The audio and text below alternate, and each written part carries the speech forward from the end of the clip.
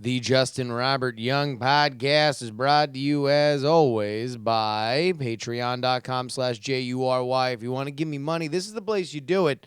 Not only are we doing two podcasts for the price of one, the Politics show and this show, but also we're doing a little incubator. I got a show with Brett the Amtrekker Rounceville that we're just going to be throwing up on this feed.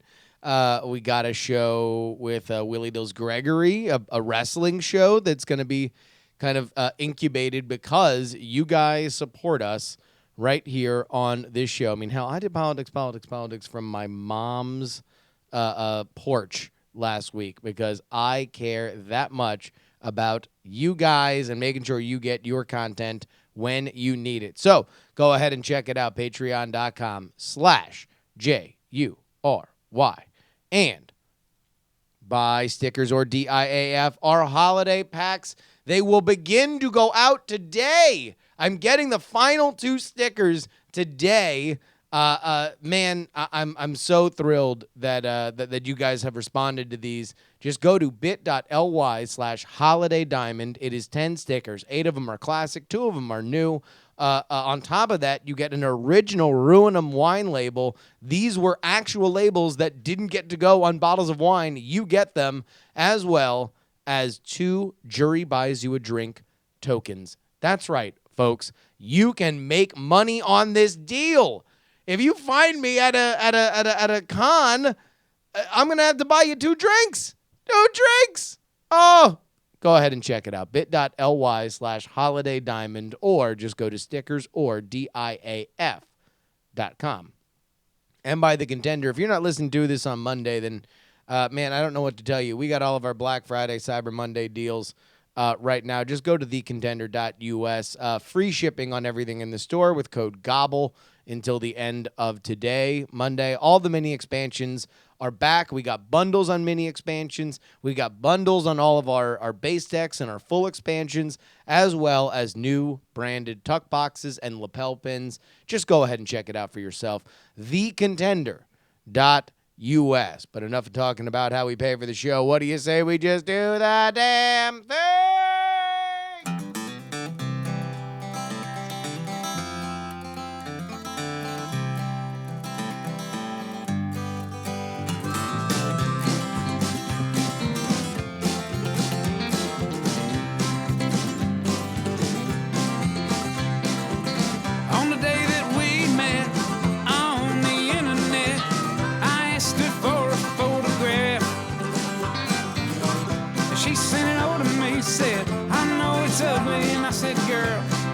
Ugly ain't the half, look at you. Well, you got blue teeth and you only got 2 teeth, but I kinda like to see you smile. And it appears that over the years you've turned into a big old steaming pile. And she said, yeah, I know I ain't no supermodel. I said, you ain't a hand model, baby, but that's fine. You're pretty ugly by most people's standards, but you're alright by mine.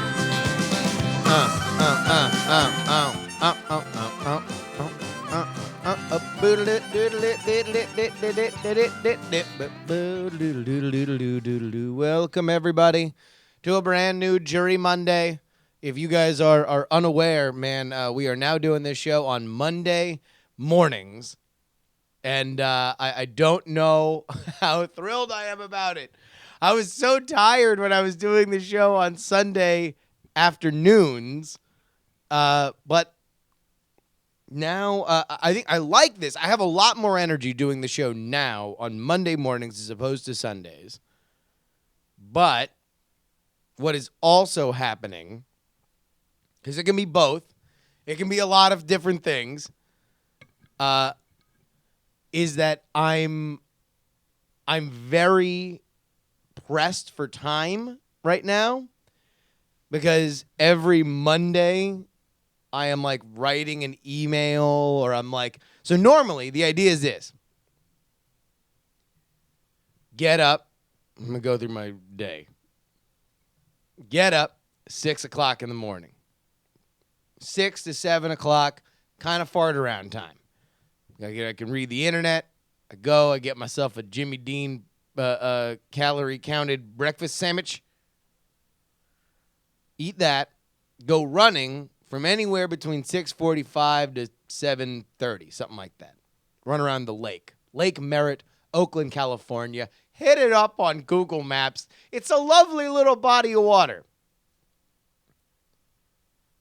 Come back and then get the workday started. Now, I started doing this because I knew when I moved politics to 3 days a week, that would start at 10 o'clock local time, that if I got back around 7:30, shower and everything, I got 2 solid hours of productivity before I start doing the podcast. And if I had a deadline, I know I'd have to do it. And I became very productive in those times. So I decided that I was so luxurious in the time I had that I would now move JuRY an hour earlier than I normally would. So I'll do JuRY and then the new wrestling show, 1-900 Wrestling with Willie Dills Gregory. And then Hotline Monday later in the afternoon with Scott Johnson. Man, busy day. Busy day, right? It's not busy. It's impossible. Because especially the last 2 weeks, we have like the fate of the Contender store on our heads.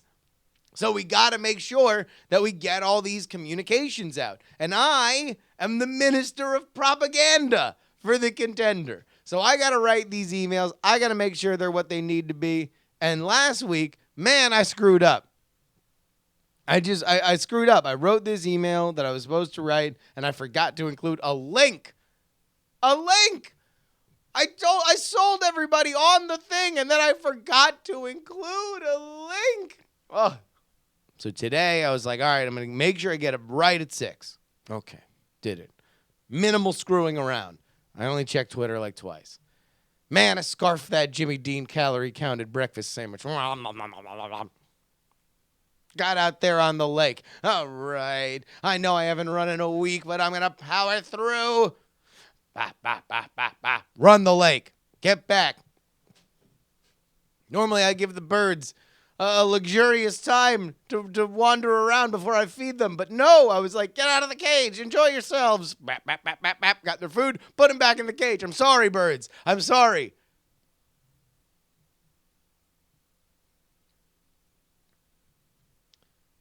Big Jim saying, I tried to save you. You're not writing my emails, dude. This is what I need. I need these emails.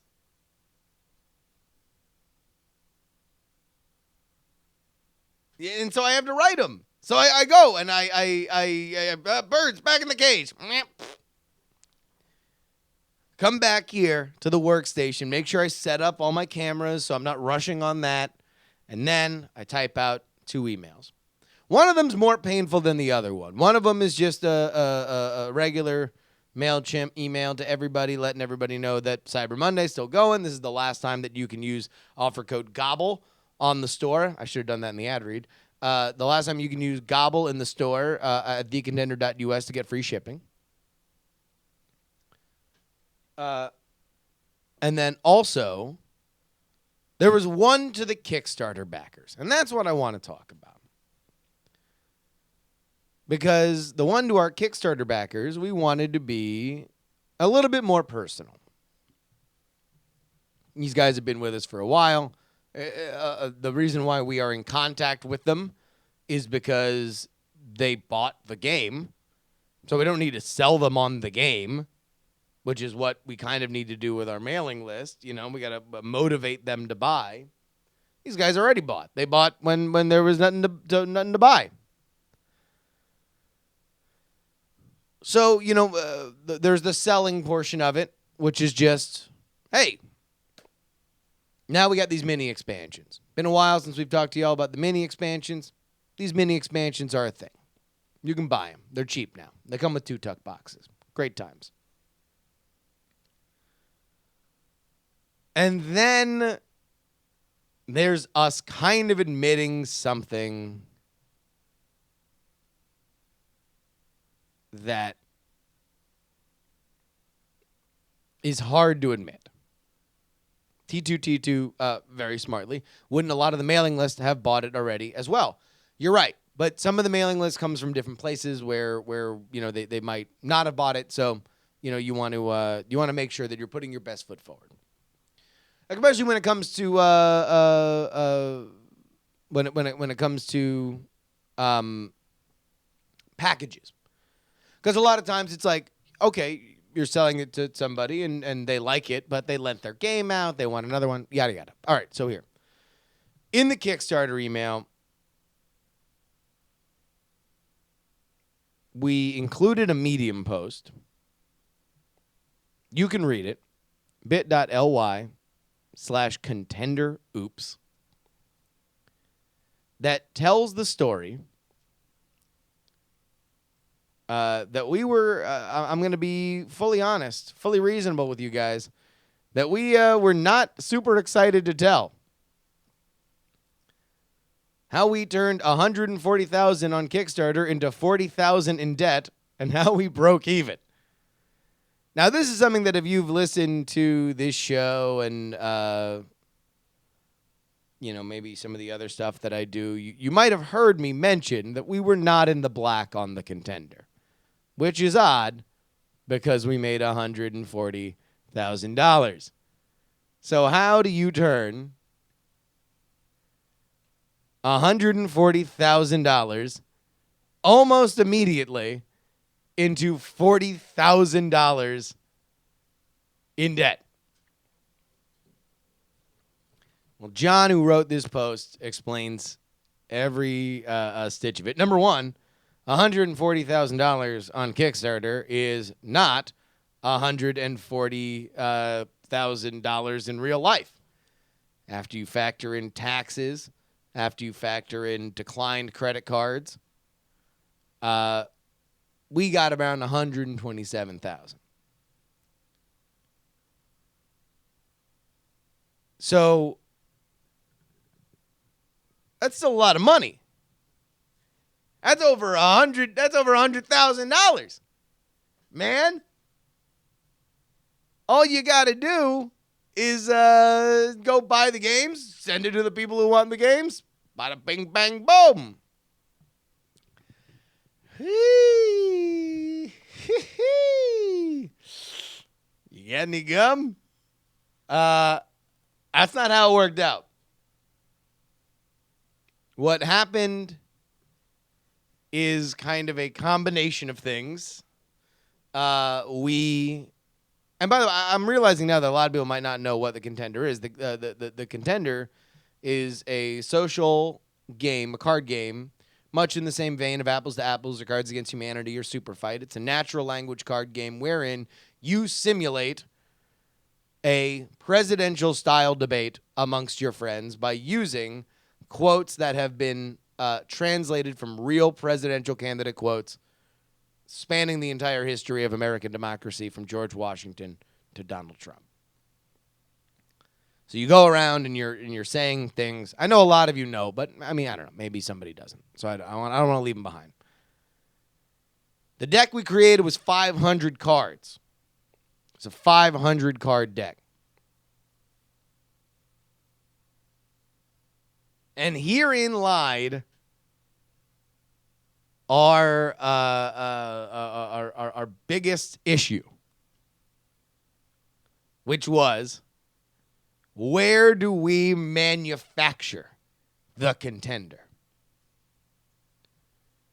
Now, this is compounded by the fact that at the point that we were making these decisions, we were also dealing with the ramifications of the fact that we had promised that we would be in people's homes by Christmas. So we became very, very worried and concerned that a delay on Chinese shipping could F us right in the A, also in the M. A stands for armpit and ass. So we started to get we got very worried about that, right? And we got these samples back from China, and they were good, right? You know, they weren't great. They weren't fantastic. But we did have a great relationship with a company called Ad Magic that, was going to shepherd us through the entire China process. And, like with all things China, it was cheap, mega cheap, super cheap, amazingly cheap.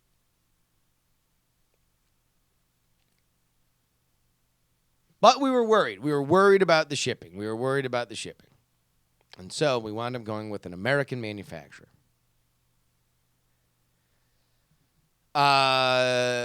We expected a lot of things from that manufacturer that we probably shouldn't have expected.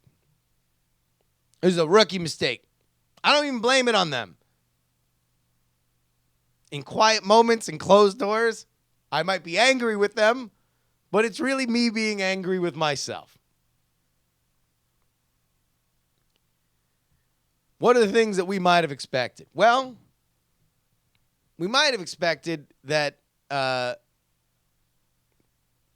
they would have been a little bit more sympathetic to us as a small business on the ordering side. They were extraordinarily sympathetic to us once we'd ordered from them. It's amazing how nice people will be to you once you owe them $40,000 and your success determines whether or not they will see that money. But we kind of thought that maybe if we had said something ridiculous to them, that they'd be like, I don't know, man, that might be ridiculous. Instead, and this again, rookie mistake, because I don't know what we would have expected from a manufacturer. Like, they were just like, yep, sure. So when we did we looked at our price breaks, and we were like, oh, well, if we got 20,000 units. 20,000 units. Then the price comes down, better for us. And if you look at what we sold in a month on Kickstarter, for those of you who are not watching on youtube.com/JustinRobertYoung, I am doing sarcastic flippers. I am now some kind of dolphin. If we sold $20,000 a month, if we sold what we sold in a month on Kickstarter, and we maintained 25% of our momentum through what we had correctly identified as one of the most wild and crazy elections of our time, there's no way that we wouldn't get a lot of free press, which we believed was part of the way that we got the Contender Kickstarter to move so well. We believed we would continue to get that press, and that would at least keep us above pace for what we should carry outside of that Kickstarter momentum. Man, we had stars in our eyes. John recounts it. If we sold 4,000 games a month, and it's the beginning of an election year, so this is on the Kickstarter, if we can keep just 25% of our momentum, we'd sell about 20,000 games by Election Day. Our second thought.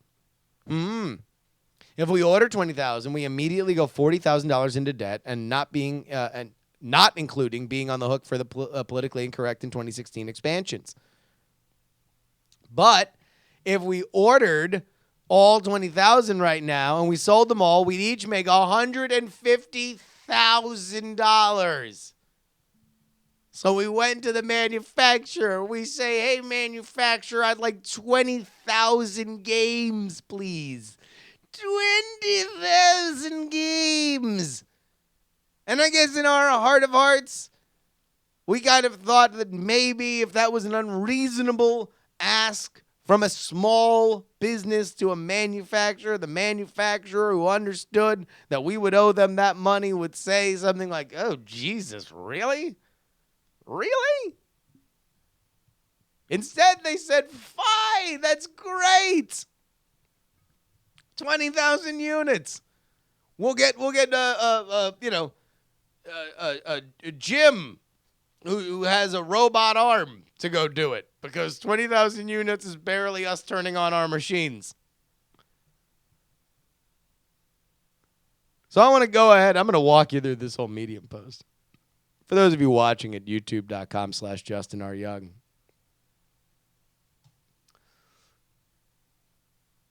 That's our actual sales curve. Yeah. It gets 140, right? And then, like the great plateaus of the Mesa Valley, just a flat line. A slight incline, right? But man, does that momentum choke off. Ew. Oh, my God. And by the way, this is during the busiest, most crazy presidential election of all time, which we thought was our benefit.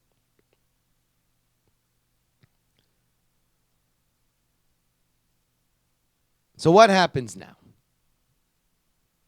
What happens when you find yourself $40,000 in debt, and all of a sudden you are in the middle of a huge lake filled with red ink everywhere from each side? Well, first it's denial.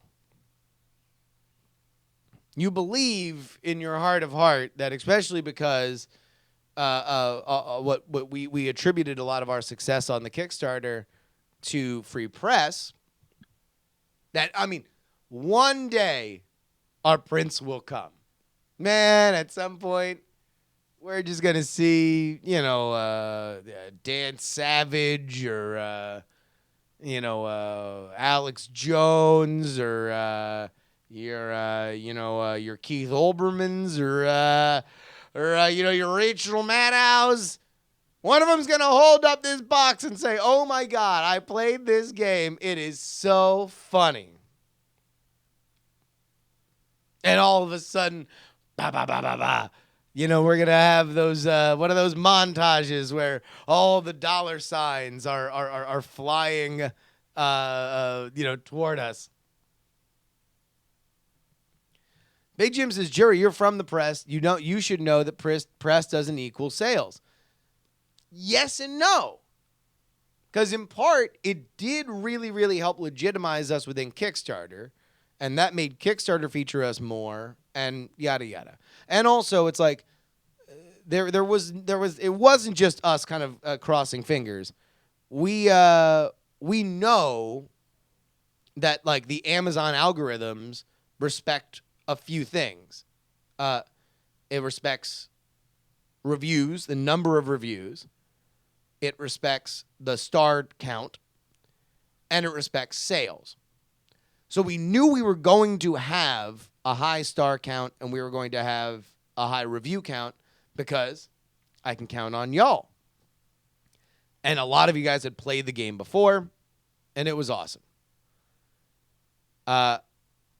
We just needed those sales pushes to kind of get us tighter within the Amazon algorithm, get us featured on those, oh, did you buy? You might also buy. And that would take off. Now, we make like fart noise on Amazon, but at least we could clear units, right? It would be making us money if meager. Yeah, that didn't happen. So what happens? What happens? Well, first you believe that one day your prince will come, and then eventually you start planning more grandiose things. So here we go. I'm going to go to John's back to John's article here. All right, we could send free copies to bloggers and members of the media. Oh, yeah, that really didn't get us anything. In fact, MSNBC, Fox News, and CNN, they all sent back our packages unopened. I guess they don't just accept random packages to those places. We tried Facebook ads. Well, we spent about $1,000 on 30 different ads, and we got 20 clicks and 0 sales.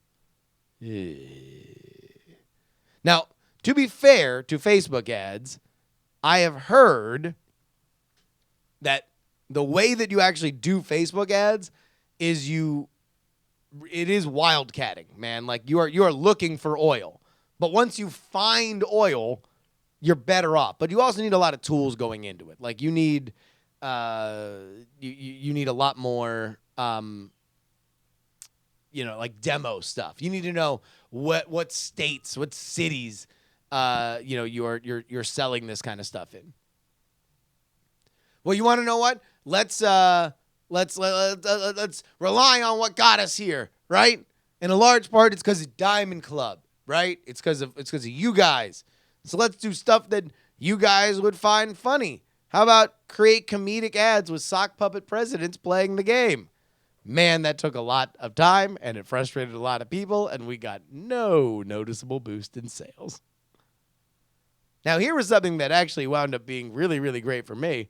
Went to the Iowa caucus and the New Hampshire primary. We got on local news. We got written up by a bunch of different places. That was a great thing. Jackie Aaron with the puppet says, I could have done it for free. We did it for free.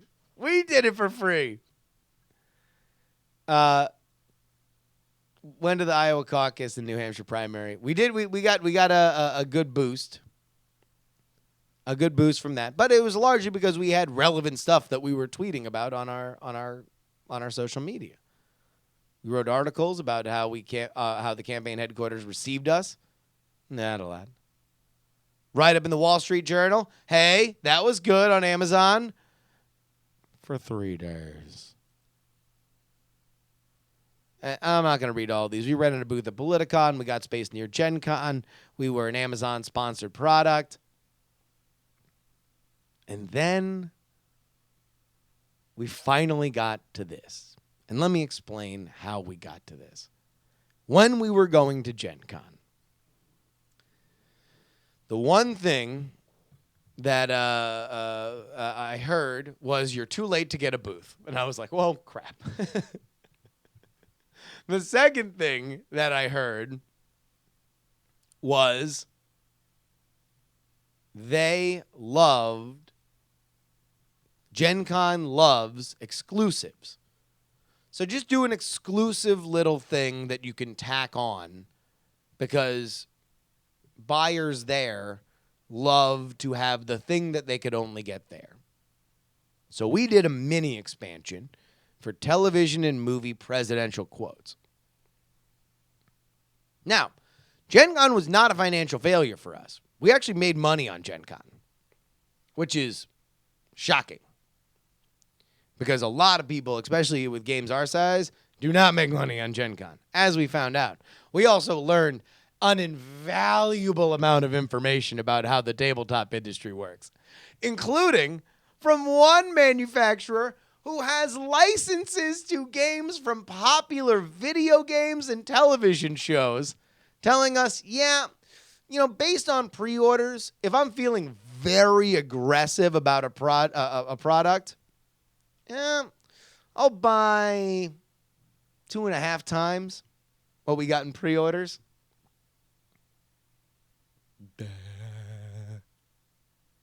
2.5 times? 2.5 times? This dude is making Mega Man the game. Mega Man the game is ordering 2.5 times based on what they ordered. We ordered like 400%. We ordered so many more than we sold. We're screwed. But you want to know what? People really, really liked the mini expansions. And here was the eureka moment. We sold the mini expansions. then all of a sudden, I noticed that we had about 40 of them laying around. 40 little little mini expansions. Television and movie president mini expansions. So I put them up on sale. And I sent out an email blast. And lo and behold, they all sold out. They all sold out immediately. They sold out within like 4 hours. It was super short. So it kind of made us think, well, hell, if people really want these, what do you say we just make more of them? Well, you know, we got these debates coming up. We could make ones for the debates. John Stossel thinks so. After all, people are buying them, aren't they? I asked James Randi. Okay. So we're like, we realize that these are what we need to do. And so we do them.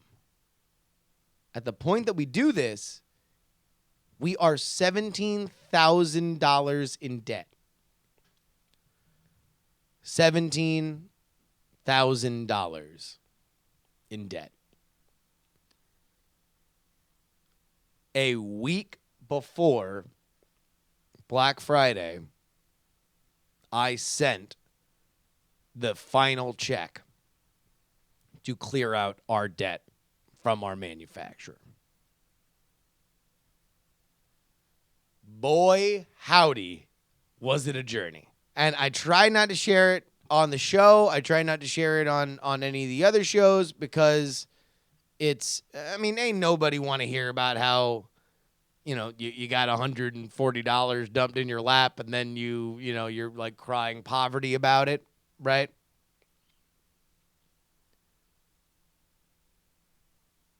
DVZ Gon says loss leader. No. The decks are the loss leader for us. Like, we barely make any money on the decks because of how much we've still wound up paying for them. The mini expansions, we're selling the blades now.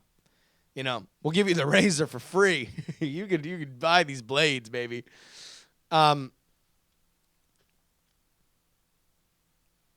yeah, no, it's something that's not very endearing. Being fiscally irresponsible or learning these lessons can, to some people, business people, be interesting. Hopefully this has been interesting to people. I think it is because you guys know me. And you guys know that as honest as I am,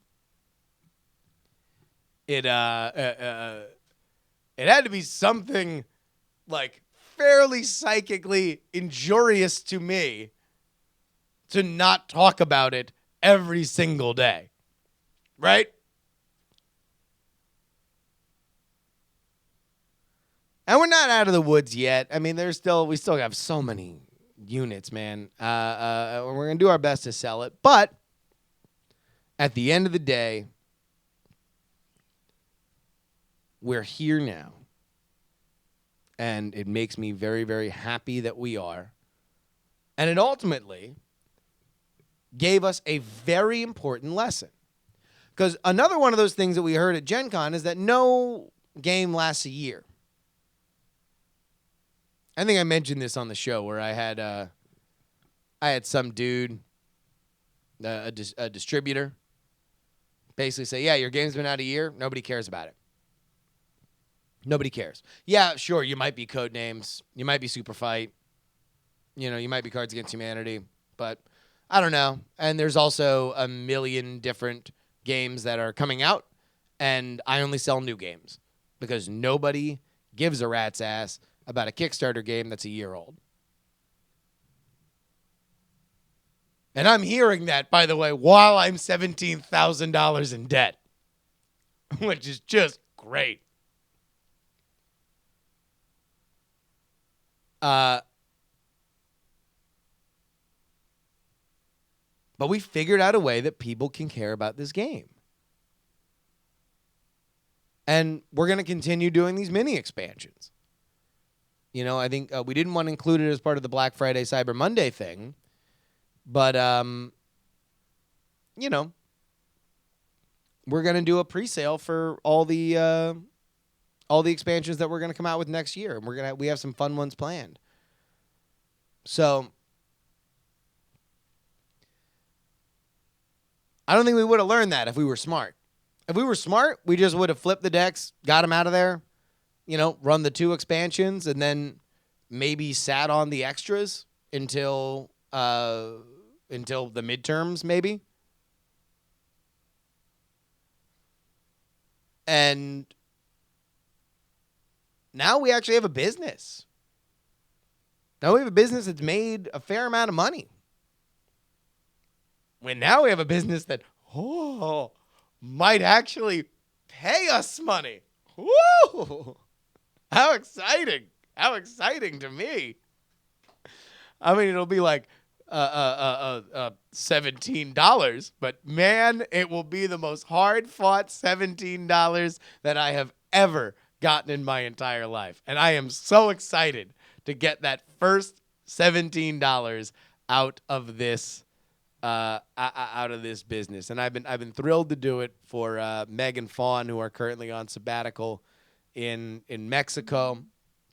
They were really kind of broken up over some of this, and hopefully in their Solulita haze, they have been delighted to see the dollar figures come in over the last few months. And of course, my partner in crime, John Teasdale, who has just been so amazing to work with. So that's the story. The story of how we went $40,000 in debt. It's actually closer to $60,000. And then broke even. I know a lot of you guys who have bought the mini expansions are a huge part of it. Thank you so much. But enough about me. Let's talk about you. You guys can email the show, justinrobertyoung@gmail.com. Again, justinrobertyoung@gmail.com. And if you want to actually read all the details and the numbers on the story I just told, again, bit.ly/contender oops, OOPS. Oh, apropos of nothing, got Rogue One tickets, 11:30 Thursday night. I'm going to be there. San Francisco, Alamo Draft House. Super pumped. All right. Here we go. JustinRobertYoung@gmail.com. JustinRobertYoung@gmail.com. Put JuRY in the subject lines. We started talking about relationships, and damn, did we get the relationship emails this week. Keep sending them.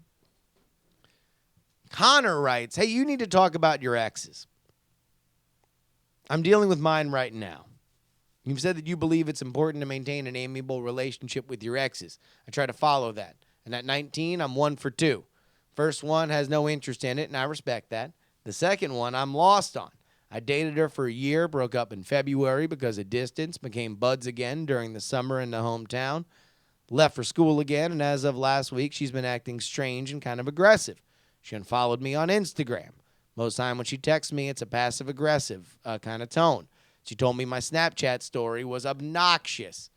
I understand that these things are petty, very petty, and none of it affects my life in the slightest.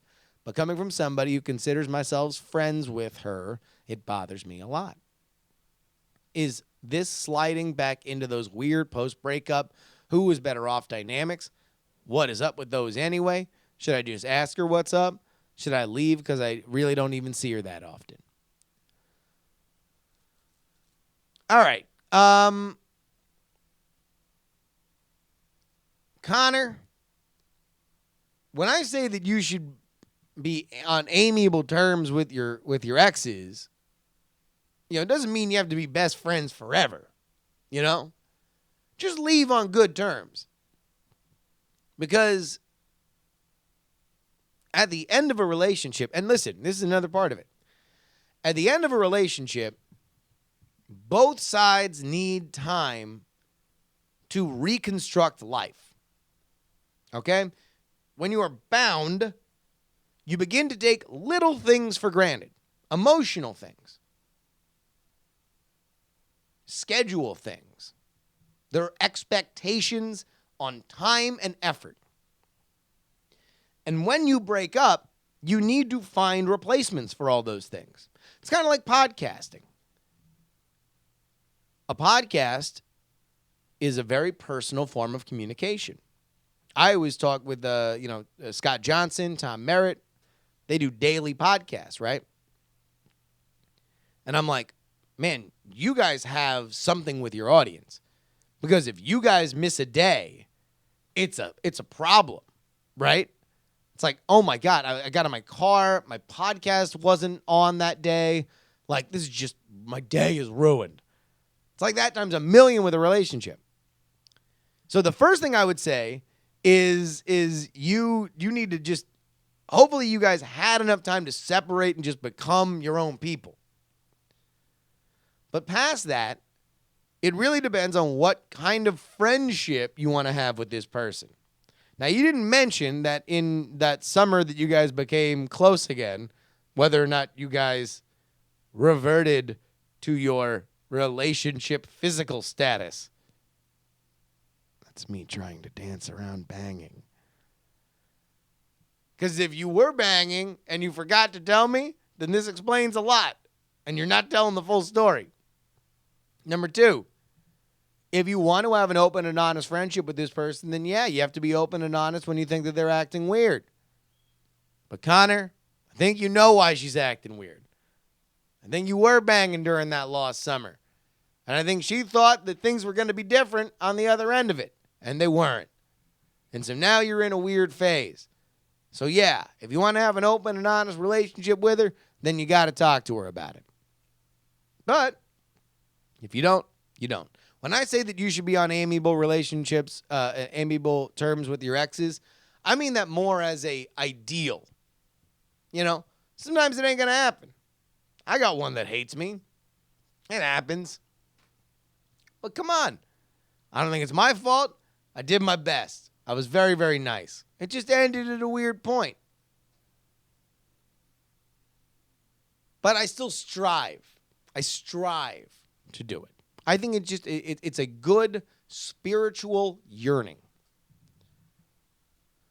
Anonymous Diamond writes, I have a neon sign story for you that has to begin with you're being made fun of when a girl is actually flirting, or thinking that you're being made fun of when the girl is flirting with you. I had a friend who was on the wrestling team, and you could say she was a bit of a tomboy. She was more manly than me, super redneck, and had a nice, tight, athletic body. We had several classes together our senior year. One of our classes had a recliner that you could sit in during class. On a couple of occasions, I sat in the chair. She would walk in and just plop down on my lap, make herself comfortable, and stay there all class. Nobody would say anything, and I just figured she was trying to make it awkward, so I would surrender the chair to her. Toward the end of the year, she started talking to me about her past boyfriends and their sex lives. She would talk about how each one of the different things that they would do. I didn't really know why she was telling me this. Oh, God. But I wasn't going to complain. The last sex story she told me was about her last boyfriend who was a virgin and about how she took his virginity. Then she told me about how they went on to have all kinds of sex. It was our last day of high school, and my friends and I were sitting in the library during study hall when she came in and sat in my lap. I started to freak out because people started noticing and watching us. I tried to get up, but her and my friends made it very difficult. I managed to get free and make my way to the door. She proceeded to not just follow me, but jump on my back. This is the point where I freak out and tell her to get off. She wouldn't listen, so I backed her into a row of lockers and dragged her against them. She still wasn't letting go, so I ran her into the door of the boys' bathroom and tried to throw her off. She finally let go and fell onto the ground, and as I walked away from her, I went to the next class and sat down. She came walking into the room crying, which I'd never seen her do. And in front of a few of our classmates, she told me she liked me and was just trying to get my attention. She then walked out of the room. It was at that moment I finally figured out what was going on and felt horrible. I've seen her twice since then. First time, she ran across a parking lot and jumped into my arms. Second time, she kept offering to give me a ride home after each of us had a few drinks at our 5-year reunion. She's a single mother of 2, and I'm a 26-year-old kissless virgin. If I could do it all over again, I would definitely let her teach me a thing or two. Anonymous Diamond, thank you. First and foremost, thank you so much for writing into this show. It is these very, very, very, very, very personal kinds of stories that you will not hear anywhere else that I love getting. I love getting.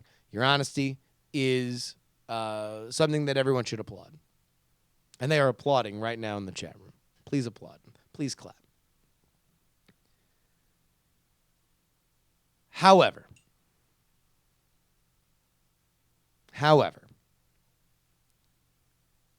oh my God. Oh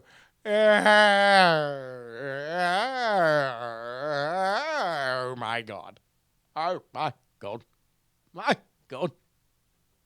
This story has made me Michael Caine. Oh my God.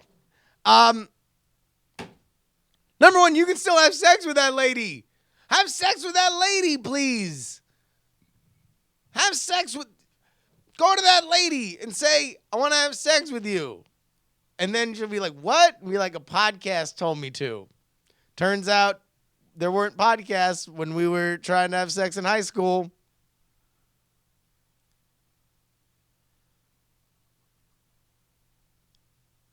I'm adamant about this because I understand where you're coming from. I really, really do. This was my entire middle and high school career. You know, I always thought any kind of female attention was people trying to be mean to me, because I had a very, very low sense of self-worth. So, of course, they were trying to be mean to me because it was a comedic concept that anyone would want to have sex with me. It was funny. It was a setup and a punchline. I was the setup, weird, pathetic person. She was the punchline, pretty lady who wanted to have sex with me. But man,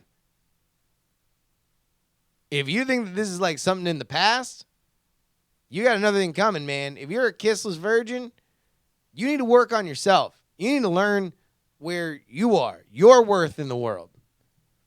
Because that's a heartbreaking story. But you want to know what's more heartbreaking? Is that you have not thought more of yourself in the intervening years. Also, just go have sex with that lady. Stacy writes, bitches do be crazy. However, so do dudes, man. That's how I'm going to start my State of the Union. I definitely see what you're saying with the whole scarcity in the market thing. This is about our interview with Shy Guy. Because whenever I meet a decidedly nerdy guy out at a bar or wherever, and I express that I have nerdy tendencies, they literally look at me like I'm their soulmate. Funny how they figured that out in the 10 minutes since we've met. Dudes. Chill that thirst. Chill the thirst. Keep it cool. Keep it cool. Keep it under the hood a little bit, dudes. I get it. I really do. When you meet somebody that you think that you have a lot in common with, it's hard to not get really excited and start making all sorts of assumptions. I've done it, and I'm sure everybody has at some point. The trick is to find a happy medium. So don't be so cold that she thinks that you're totally not into her, but in the same token, don't be so intense that she doesn't have a chance to develop her own feelings. And before anybody mentions it, yes, girls struggle with the exact same thing. Here's a neon sign for you. I worked at a bank for a long time and once had a really hot guy who I previously had as a customer once or twice confidentially and casually sit down at my desk, smile at me, and just say hi. I happened to be on the phone at the time, and I gave him an attitude because he was being rude. It wasn't until days later that I realized he was actually trying to be cute and was hitting on me. Whoops. Also, themed dick pics. How does Professor Shy Guy not get laid more? Stacy, is that sarcastic or serious? Like, would you like are themed dick pics funny or weird? Stacy is in our chat room right now, so we're gonna get an answer in 2 seconds, and as soon as she answers, she's serious. Okay. All right, guys, go get your doll clothes. Dress up your dicks. It's in this holiday season.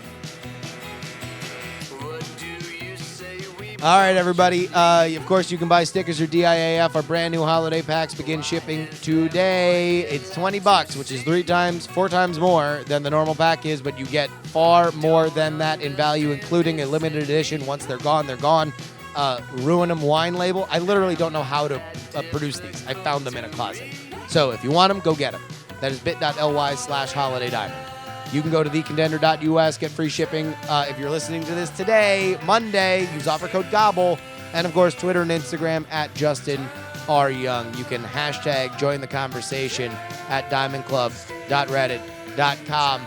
Tell me your favorite Christmas song on Snapchat at Justin R. Young. Hit me up on Justin R. Young on Snapchat. Tell me your favorite Christmas song or Hanukkah song or Kwanzaa song. I love this music.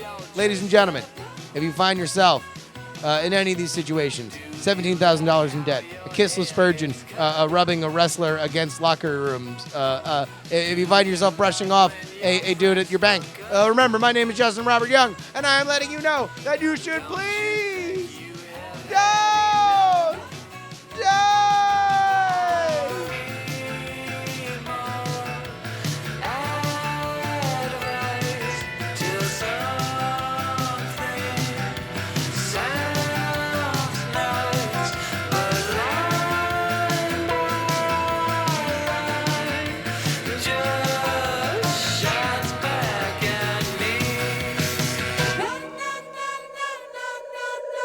Diamond Club hopes you have enjoyed this program.